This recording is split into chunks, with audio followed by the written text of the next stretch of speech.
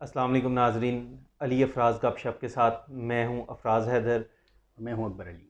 हम दोनों आपके पास आज फिर एक नई वीडियो लेके आ रहे हैं और आज हम सियासत से हट के ज़रा बात करेंगे। और वो आज का हमारा टॉपिक है billion tsunami tree, Imran Khan साहब का।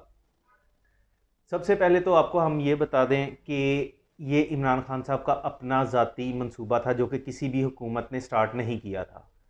सबसे अच्छा मंसूबा था आज की दुनिया में रहते हुए, जिसमें पूरी दुनिया इससे मुतासिर हो रही है माहौलियाती आलूदगी की वजह से। इमरान खान साहब ने ये एक अच्छा स्टेप लिया था कि यहाँ पे बिलियन सुनामी ट्री स्टार्ट किया जाए।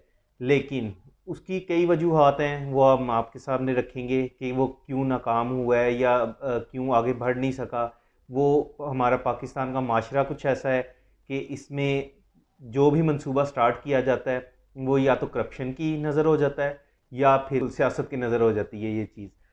तो हम आज इसी पे बात करेंगे और चीफ जस्टिस साहब ने भी इस पे नोटिस लिया है कि आपका बिलियन सुनामी ट्री कहाँ पे है, जिसमें उन्होंने हुकूमत को अच्छी खासी तनकीद का निशाना बनाया और वज़ीर को भी के और सेक्रेटरी साहब को भी तलब किया और उनसे कहा कि मुझे जवाब दें कि ये क्यों इस तरह हुआ है, आपका बिलियन सुनामी ट्री कहाँ पे है, मुझे तो कुछ नज़र नहीं आ रहा। उसके लिए उन्होंने कहा है कि अगली तारीख पे आपने हमें तस्वीरों के साथ दिखाना है और अपने तमाम डॉक्यूमेंट्स लाने हैं कि कहाँ पे ये आपने बिलियन सुनामी ट्री स्टार्ट किया और कहाँ पे इस वक्त ये कामयाब हुआ है और क्यों नहीं हुआ। ये सब बातें आपसे हम शेयर करेंगे। जी अकबर। बेसिकली ये केस ये था कि जो नहरों और दरियाओं के इर्द गिर्द या उनके साथ साथ जो शजाकारी का मंसूबा होता है, जो शजाकारी की जाती है, उसके हवाले से ये केस था। इसी केस में फिर बिलियन ट्री जो मंसूबा था इसको भी ज़ेर बहस लाया गया और चीफ जस्टिस ने बड़े सख्त रिमार्क्स दिए। उसने सिंध हुकूमत को भी, उसने केपी हुकूमत को भी, उसने पंजाब हुकूमत को भी और बलूचिस्तान हुकूमत को, सबको उन्होंने बड़ा सख्त लपेटे में लिया और कहा कि स्पेशली यहाँ इस्लामाबाद की है उनको भी बड़ा सख्त अल्फाज इस्तेमाल किए। उन्होंने कहा कि तो इंतहाई मकरूर हैं सिंध, और उनको सख्त नोटिस जारी किए उन्होंने सिंध हुकूमत को कि भाई वो आके जवाब दें कि क्या कर रहे हैं, ये बिलियन ट्री मंसूबा कहाँ तक पहुँचा है।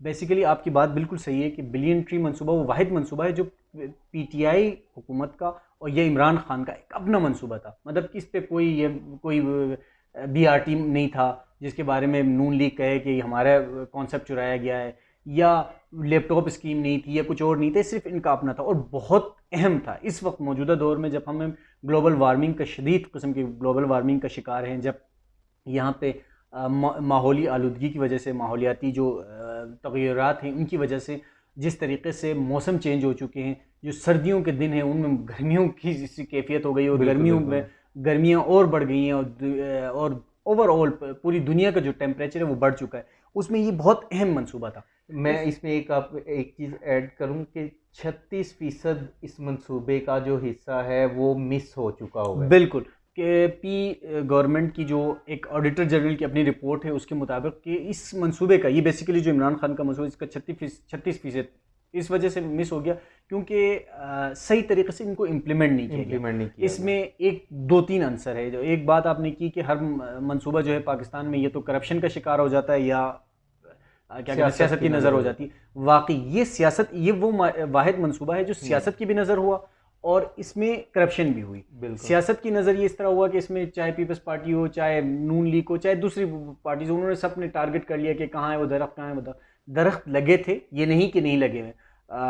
केपी के अंदर बहुत जगहों पे दरख्त लगाए गए, बहुत इलाकों में दरख्त लगाए गए, लेकिन इसमें एक टेक्निकली गलतियां थी, कुछ गलतियां थी जिसकी वजह से ये उस तरीके से नज़र नहीं आया, उस तरीके से ये दरख्त ग्रो नहीं कर सके। एक तो मसला ये था कि जो दरख्तों को चॉइस किया गया कि जो सर्द इलाके थे, मतलब लेट सपोज चित्राल का इलाका है या सवात का इलाका है या ठीक दीर ठीक। का इलाका, इन इलाकों में वो दरख्त लगाए गए जो मैदानी इलाकों के दरख्त थे, जो कि गर्म आबो हवा में ज़रा बेहतर तौर पर वो उनकी नशनुमा होती है, वो दरख्त लगाए, जिसकी वजह से वो दरख्त वहाँ पनप नहीं सके। सेम यही काम हुआ कि जो गर्म इलाके हैं उनमें सर्द इलाकों के जो दरख्त थे उनको लगाया गया, जिसकी वजह से पनप नहीं सके। और इसमें एक और चीज़ भी मैं ऐड कर दूं कि यहाँ पे जो दरख्त की पौधे की एक कीमत थी 9 रुपये थी, जो कि हुकूमत ने जब परचेज किया तो उसे 17 रुपये में ख़रीदा बिल्कुल, ये गया। असल में ये जो एक होता है ना, एक तो एक मंसूबा होता है, एक जो ऊपर लीडर होता है वो एक मंसूबा दे देता है, एक वो दे देता है,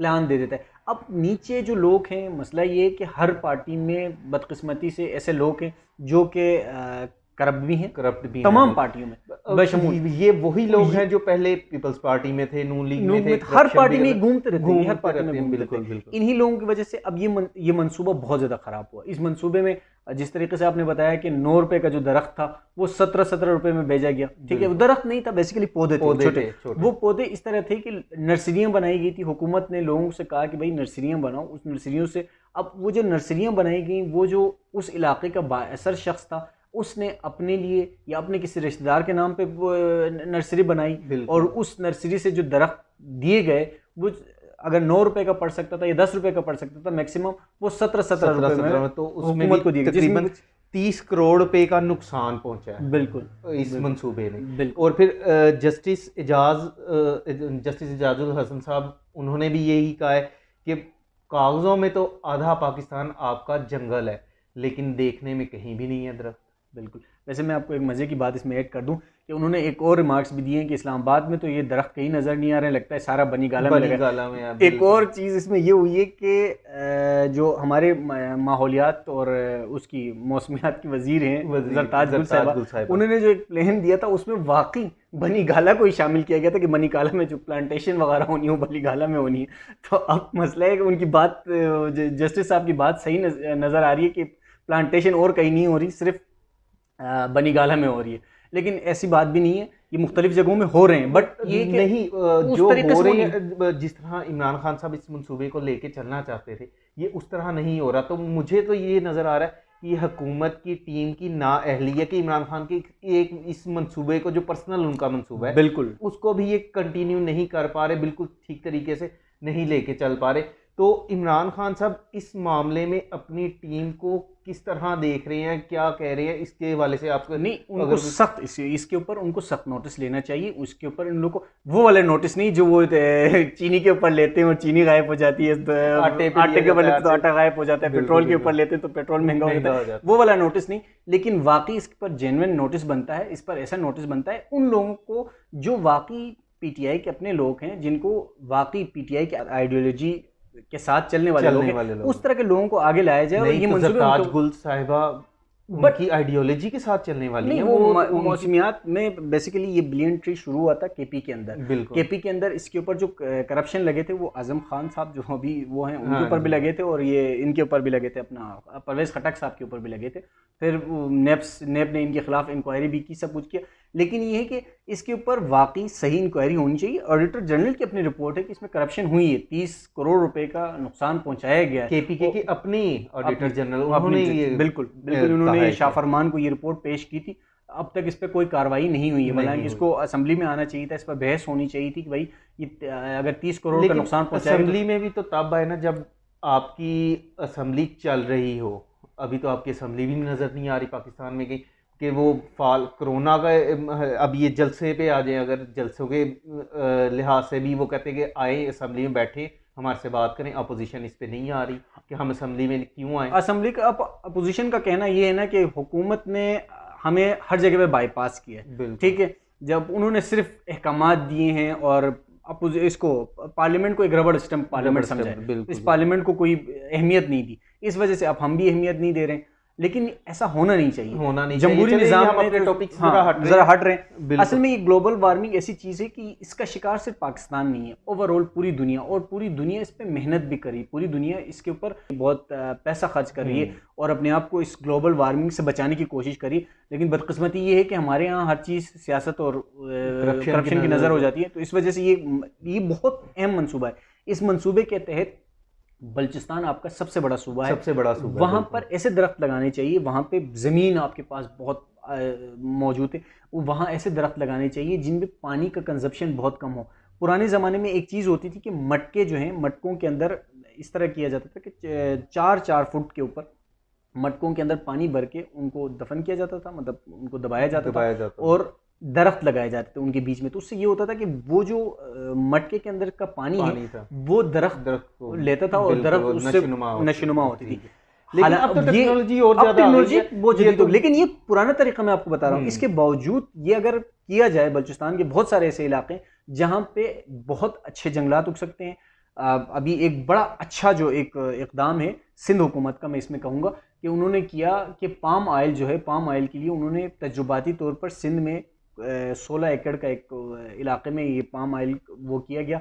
और अब furnace oil, sorry palm oil कह रहा हूँ, फर्नेस ऑयल, अब वो पाकिस्तान को शायद कुछ अरसे बाद उनका कहना ये है कि पाकिस्तान $4 अरब जो है फर्नेस ऑयल पे खर्च करता है बाहर से मंगवाने पे। अब अगर ये लोग इस तरह के मंसूबे बनाते हैं, वो दरख्त भी होंगे, उन दरख्तों का पाकिस्तान की इकोनॉमी को फ़ायदा पहुंचेगा। ये जो ग्रीन ट्री मंसूबा है ये बहुत अच्छा मंसूबा है। इसमें एक और काम बहुत अच्छा हो सकता है कि जब आप दरख्त लगा रहे हैं, एक तो दरख्तों को इस तरीके से उस इलाके के लिहाज से देखा जाए कि इस इलाके में कौन से दरख्त की नशोनुमा बहुत अच्छी हो सकती है। दूसरा ये कि फलदार दरख्त लगाए जाएं जिससे आपको फ़ायदा भी होगा, लोगों को, वहाँ के मुकामी लोगों को फ़ायदा होगा, उनकी इकोनॉमी भी ग्रो करेगी अगर आप सेब के तरफ फ़ायदा होगा। और पानी का जो एक अभी सफेदे के दरख्त हैं, ये दूसरे दरख्त हैं, वो दरख्त अच्छे हैं, उनसे वो आपको लेकिन वो पानी बहुत ज़्यादा कंज्यूम करते हैं और उन दरख्तों का सिर्फ लकड़ी जलाने के अलावा कोई फायदा नहीं। ठीक है, माहौलियाती आलूदगी में लेकिन फिर भी बड़े कारआमद हैं। लेकिन उन एरियाज में ये दरख्त लगाने चाहिए जहाँ पे पानी की वाफर मिकदार मौजूद है।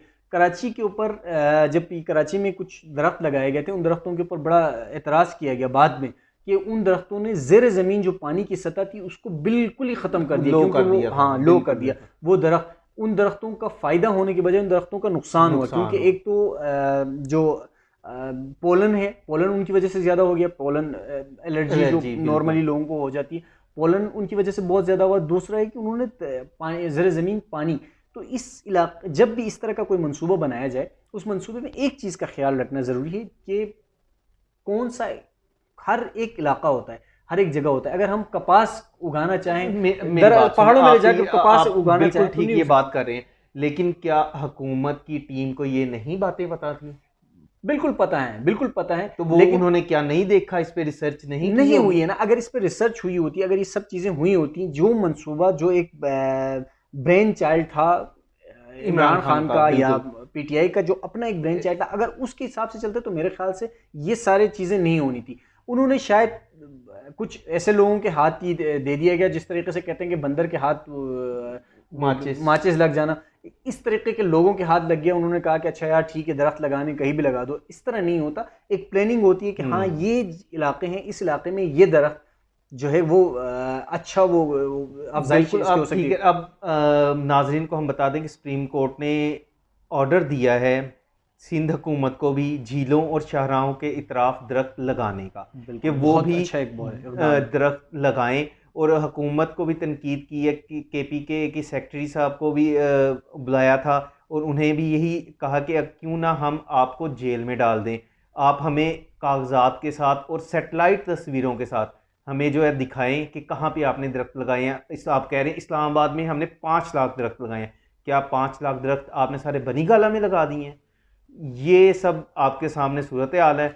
वैसे ये बहुत अच्छा हुआ है, उन्होंने कुछ सवालात उठाए। उन्होंने कहा कि नथिया गली हो गया या दूसरे इलाके हो गए, वहाँ दरख्त कट रहे हैं, जो दरख्त अब लगे हुए हैं, ऑलरेडी दरख्त हैं, उनको कटने से बचाया जाए। जो टम्बर माफिया है वो दरख्तों का बेजा, मतलब एक आपको एक परमिट इशू होता है कि आपने 10 दरख्त काटने या 20 दरख्त काटने। मैं आपको एक वाकया, चूंकि मेरा ताल्लुक चित्राल से, वहाँ जो टिम्बर माफिया है, जो 10 दरख्त हैं, अगर 10 दरख्तों का वो आपको मिल जाता है लाइसेंस, उन्होंने क्या किया, उन्होंने दरख्त काटे जो साबुत दरख्त है, मतलब जो ग्रीन दरख्त, उनको काटने के बाद उनकी जड़ों को जलाया, यानी कि उन जड़ों से कोई और दरख्त पैदा ही ना हो। नॉर्मली ये नहीं किया जाता, दरख्त जब काटी जाती है उसकी जड़ें जब होती हैं, उन जड़ों से दूसरा दरख्त उगता है। लेकिन चूंकि उन्होंने अपनी करप्शन छुपानी थी, उन्होंने जो अपना एक वो था कि जो क्राइम था बेसिकली, वो क्राइम छुपाना, तो उन्होंने दरख्तों की जड़ें भी जला दी। ये हो रहा है, इस चीज़ के ऊपर इक़दाम करने की ज़रूरत है, इस चीज़ की रोकथाम की ज़रूरत है, क्योंकि दरख्त ज़िंदगी है। एक दरख्त जो है आपको ज़िंदगी देता है, आपको ऑक्सीजन देता है, ऑक्सीजन ज़िंदगी है। मतलब हमारी हुकूमत को भी, दुनिया जिस तरह दुनिया की आबादी में इजाफा हो रहा है, तो इसमें माहौलियाती आलूदगी को कम करने के लिए दरख्त जो है हमारे ज़िंदगी का एक लाजमी जुज़्व है। बिल्कुल। तो हमें भी चाहिए कि हम इनका ख्याल रखें और जितना हो सके हम इनकी केयर करें। तो इसी के साथ आज हम अपनी इस वीडियो के तवसुत से हुकूमत से अपील भी करते हैं और बिल्कुल हुकूमत से रिक्वेस्ट भी करते हैं कि दरख्त लगाएं। आपका मंसूबा बहुत अच्छा है इस पर, लेकिन उन दरख्तों को पहले एक उस थोड़ी सी स्टडी भी हो कि कौन सा दरख्त किस इलाके में लगना है, और जो दरख्त मौजूद हैं, जो जंगलात मौजूद हैं, उनको कटने से, उनको काटने से खुदा के वास्ते बचाया जाए। ये हमारी आपसे रिक्वेस्ट है। जफराज जी, आज की हमारी वीडियो आपको कैसी लगी हमें ज़रूर कमेंट में बताइएगा और हमारे चैनल को सब्सक्राइब भी कीजिएगा। थैंक यू, अल्लाह हाफ़िज़।